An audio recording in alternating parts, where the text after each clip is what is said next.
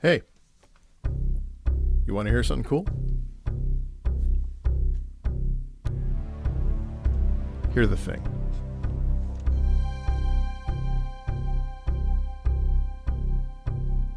In 1924, in the southeast shadow of Mount St. Helens, a story occurred that was so horrific and terrifying, it was reported in the Oregonian on July 16th with the headlines, "Trapper's Cabin Bombarded by 8 Men, 8 feet tall." 5 men had decided that they were going to try their luck in the California gold rush.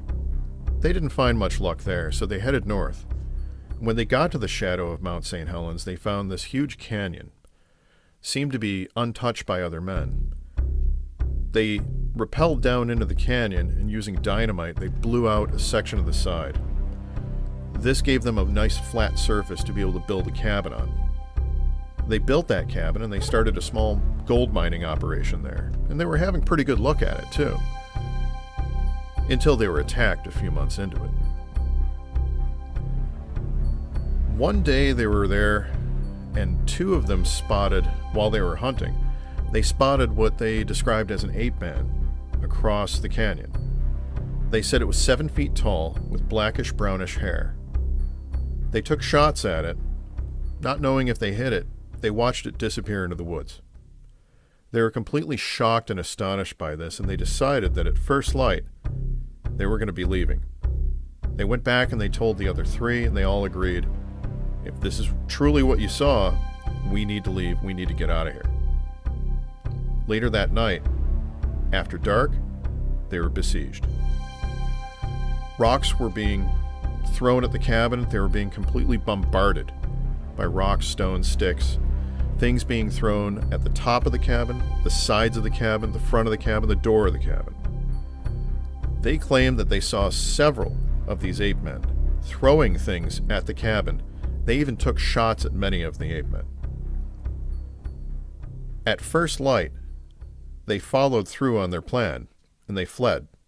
They ran as fast as they could, and one of the creatures followed them. They stopped, they turned around, they took aim, they shot, and they dropped it. They didn't go back for it. They were too fearful that other of these creatures were following as well. They continued to flee.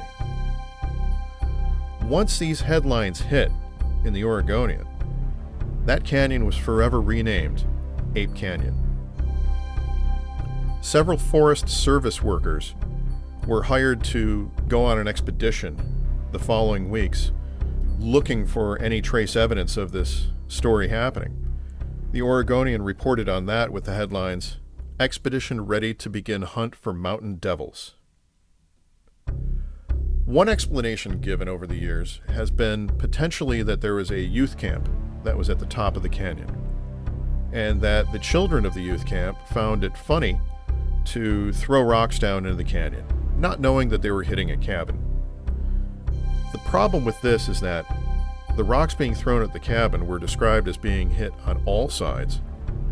These miners described the 8 men that they saw throwing things at the sides of the cabin, and this continued all night long. Potentially not children all night long. Another potential explanation came from George Tautagi from the Clallan tribe. George has been known as saying that there was a separate tribe that broke away from his tribe many generations before called the Sepetic tribe. The Sepetic tribe in that area were known for being big and hairy like bears. They were also known to speak to each other in guttural grunts, and they were known to have been regressed to almost animal-like behavior. Regardless of any explanation, howls have been recorded, and casts have been made of footprints consistently in that area ever since. In 1963, climber and skier Jim Carter disappeared. He was climbing with a group, and he decided to ski over a little bit off to one side while they continued their ascent up Mount St. Helens. He was never seen again. When his fellow climbers came back and they looked for him, they found his camera laying in the ground, and they saw tracks that they described as showing that he must have dropped the camera and took off downhill like the devil, taking chances no skier would, jumping ravines and the like.